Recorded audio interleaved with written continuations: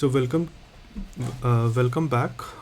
Welcome to the second lecture. In the previous lecture, we were trying to understand the concept of spin angular momentum, and we were trying to understand that there is no concept of electron or proton or any particle spinning about its own axis. It just has a fundamental property called spin angular momentum, right? So spin angular momentum. So let us continue the discussion of angular momentum, and now let us see that if a particle or if a system has two parts where each part has a source of angular momentum with quantum numbers, let's say J1 and J2. So what will be the total angular momentum of the system? So let's say if we have one spin angular momentum J1 and another is let's say a particle is rotating like this, so this one contributes to J2. So the overall system is composed of these two. Let's say this is connected, so overall system is composed of this particle, these two particles with individual angular momentum quantum numbers as J1 and J2. So what will be the total angular momentum corresponding to?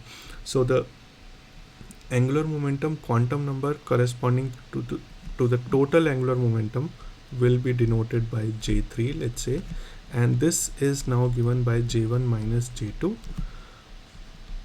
So it will take all the values from J1 minus J2 to J1 plus J2. And how are these values increasing? So it will increase in integral steps.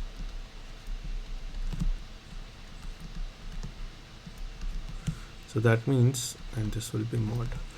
So mod of the difference to the summation, and then in between all the values. So what do I mean by that, and why is it important? So it is important to understand how different particles combine their spin to give you a final spin. Okay. So for example, if we have a 2 electron system,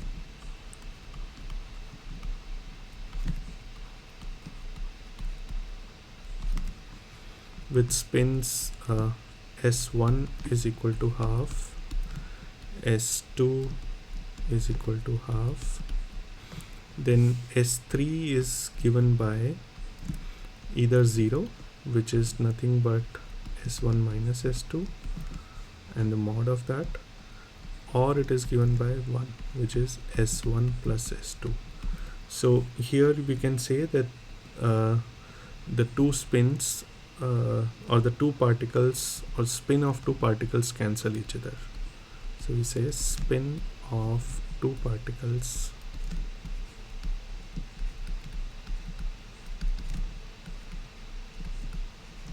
cancel each other, and here spin of two particles reinforce each other.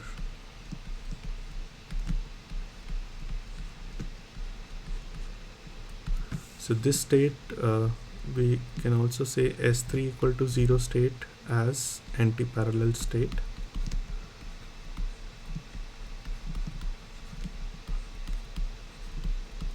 Where the two particles are shown as one up arrow, one down arrow, and S3 is equal to 1 is called as parallel state, where the two electron pairs are shown like this, up arrows, right? And so for each S3 equal to 0 state or S3 equal to 1 state, there are substates which have ms value going from minus S3 to plus S3. Okay, so for example, for 0 it will be ms will be only 0, but for S3 equal to 1, this value will be minus 1 to plus 1, right? And integral steps, so that's why it becomes minus 1, 0, plus 1. So that means 3 states are possible for S3 equal to 1 value. That's why this state is also called as triplet state, and this state is called as singlet state. Okay. All right. Now these triplet states or the substates, they are degenerate states otherwise. But when a magnetic field is applied, external magnetic field is applied, these states reorganize themselves in the order of increasing energy. Okay. So once there is a difference in energy, there is a difference in population, and thus you can carry out transition from one substrate to another substrate by shining light of appropriate energy. Okay. So if you shine light of the wavelength difference between these two or these two, so you can carry out transition, and then you can study the physical properties of this by doing this spectroscopy. Okay, so this is just one example of just to highlight that how angular momentum is combined if there are multi-particle system is there, right? So I'm sure you all must have already learned this, but this is just to refresh your memories. Okay, so also let us look at some properties of important elementary particles, because it would come handy if we know this. So some properties, fundamental properties I should say,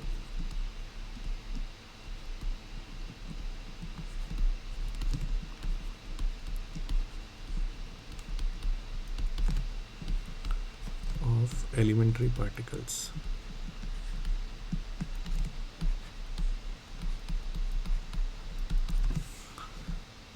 So let's write down the particle name. So I will just list it down so that it is easier for you to remember. Charge, spin, and mass. So any particle has three fundamental properties: charge, spin, and mass. And again, charge and mass can be realized because they have a classical analog, but mass but spin cannot be realized in classical word because or in physical word, because spin does not make it to the physical world, right? So let's say electron. So charge is minus E, spin is half, and mass is 9.1 minus 31. This is in kilograms. For proton, charge is plus E, spin is half, and mass is lighter, 1.67 I think. Yeah.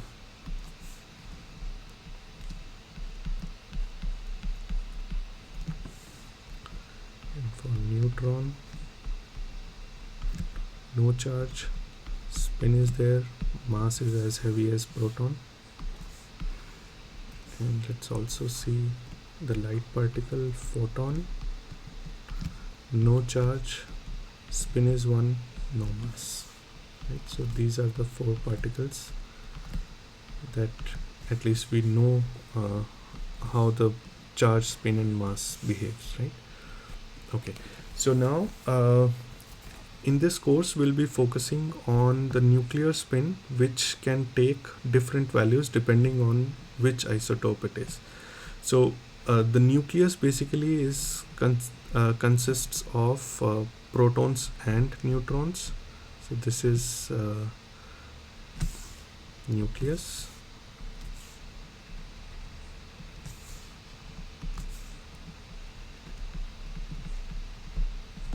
Right.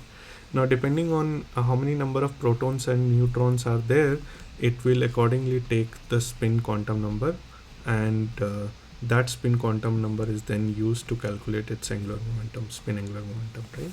Okay, so for example, so let us see some examples of isotopes. So let's say the hydrogen has three isotopes, 1H, 2H, and 3H. What is the difference? Difference is that their atomic number is same, but the mass number is different. So atomic number is defined by number of protons, so that means both of all three of them have same number of protons, and mass number is defined by number of protons plus number of neutrons. So this has 0 neutrons, this has 1 neutron, this has 2 neutrons, right? And if we calculate the spin of this has half spin, this is spin 1, and this is again spin half, right? Similarly for carbon, we have 12C, 13C and 14C. Okay. So again, this is composed of 6 protons, 6 neutrons, 6 protons, 7 neutrons, 6 protons, 8 neutrons.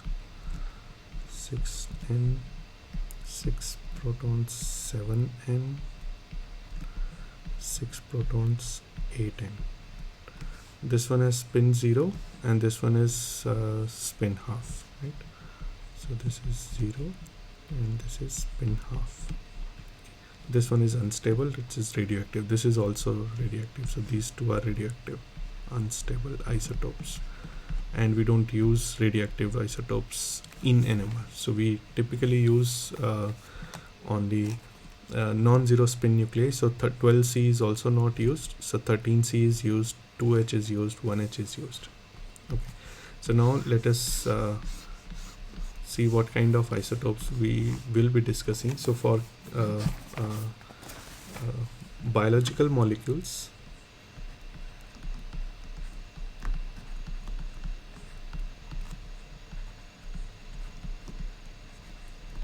the isotopes that are used is are 1H, 2H, 13C, 15N, 19F, 31P. So all of them are spin half except deuterium, which is spin 1. So again, to estimate the total number of spin of a nucleus using the given number of neutrons and protons is not straightforward, and it depends on how various neutrons and proton spins are paired up as they fill up various spin levels, and then which of these spin levels are actually ground state levels, right? So to further understand how the spins are defined, how the spin quantum number of different nuclei are defined, I would recommend, we will not be discussing this, but you can go ahead and read shell model, how it fills up different particles and defines the spin of the nuclei, but we will not be discussing this. Okay, so for the purpose of this course, ground state nuclear spin is regarded as an empirical property of each isotope. Okay, so we will not be discussing why the spin is half for proton, but we'll be saying that this is the empirical property. We will be using proton as spin half, 13C as spin half, 15N as spin half, and so on and so forth. Okay, all right. So let us also discuss nuclear Zeeman levels.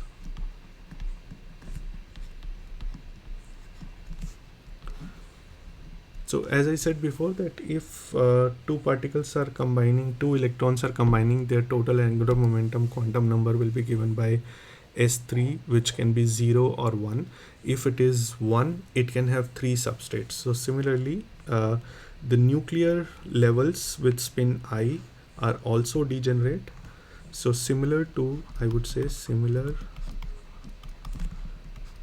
to rotational levels,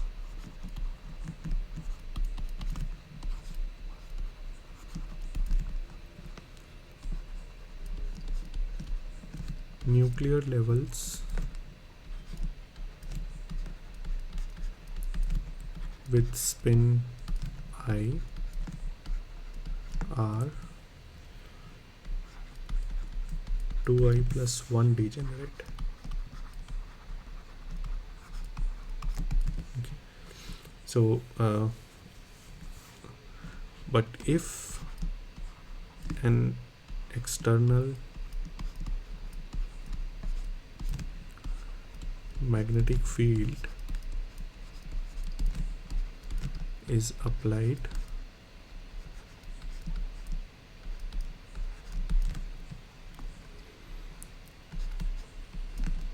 the degeneracy is broken.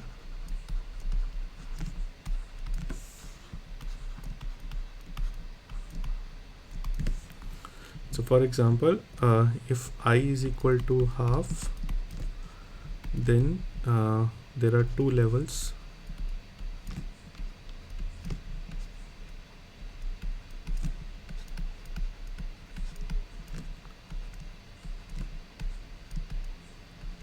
Mi minus half and mi plus half. And if I is equal to 1, then so 2i plus 1 means that there are 3 levels with mi values as -1, 0 and +1. So these are called as nuclear Zeeman levels, and NMR spectroscopy is basically the study of transition between nuclear Zeeman levels. Okay, so that we have to remember. So and this is possible only in presence of external magnetic field, and thus having an external magnetic field is important in case of NMR spectroscopy. Okay, so let's also look at a few important terms related to magnetic field. So we all know that we have briefly looked at electromagnetic field. So the classical description of an electromagnetic wave consists of electric field and magnetic field component, right? So fluctuating electric field and magnetic field, which are perpendicular to each other, and also perpendicular to the direction of propagation, right? Now the electric field component, we all know that it interacts with electric charges, and magnetic field component interacts with magnetic moment. So what do I mean by that? So the B, which is the magnetic field component of the EM wave, interacts with magnetic moment.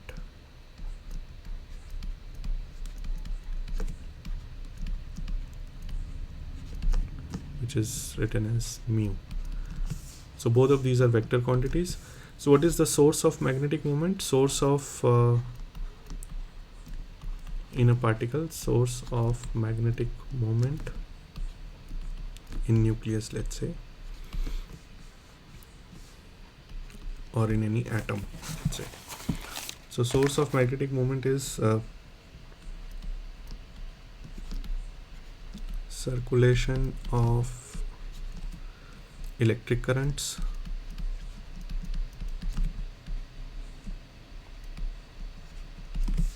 then magnetic moment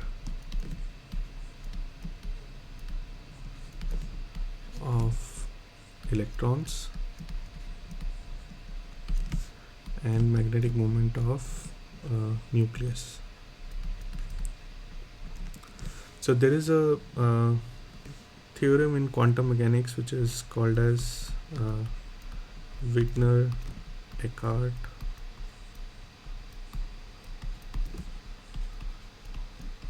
theorem,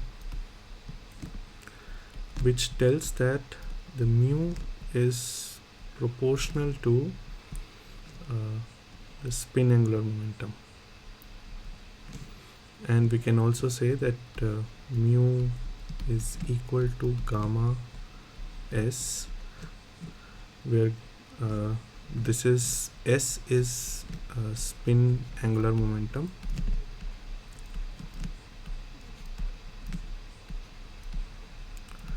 so I keep writing s and I for spin angular momentum, but they're basically same, so please do not get confused.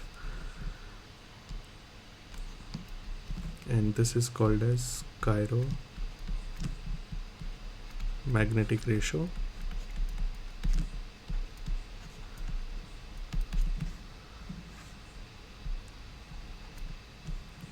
and this is magnetic moment.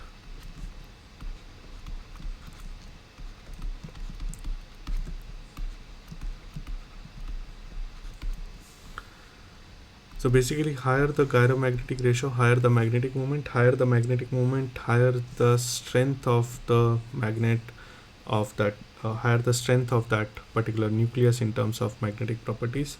So because energy of interaction basically depends on energy of interaction of the nucleus, uh, depends on the magnetic moment and the external magnetic field. Okay, so both are vector quantities. That's why there is a dot product, which indicates that uh, this product depends on the direction of the magnetic moment with respect to the magnetic field. And negative sign basically indicates that energy is lowest when mu is parallel to the field.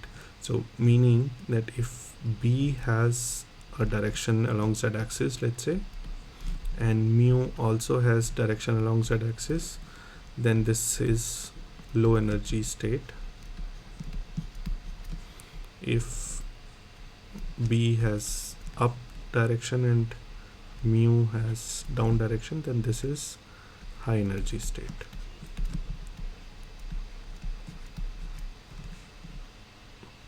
Okay. So bigger the mu, stronger is this interaction. If the interaction is stronger, then the energy difference will be stronger. This and the bigger the gamma, the bigger will be the mu, and thus the energy will be more. Okay. Also, the mu here can be permanent or induced. So any of the mu will work as long as there is a magnetic moment. There will be an interaction. Okay, so I think that is all for today. So in next lecture we will be discussing spin precession and what is spin precession, what is the precessional motion, why Zeeman splitting happens when there is a application of magnetic field, what is the mechanism of the Zeeman splitting or development of longitudinal magnetization. So we will try to look at the physical picture of spins. When spins are placed in a magnetic field, what happens? Okay, so that will be the next class. So that is all for today. Thank you.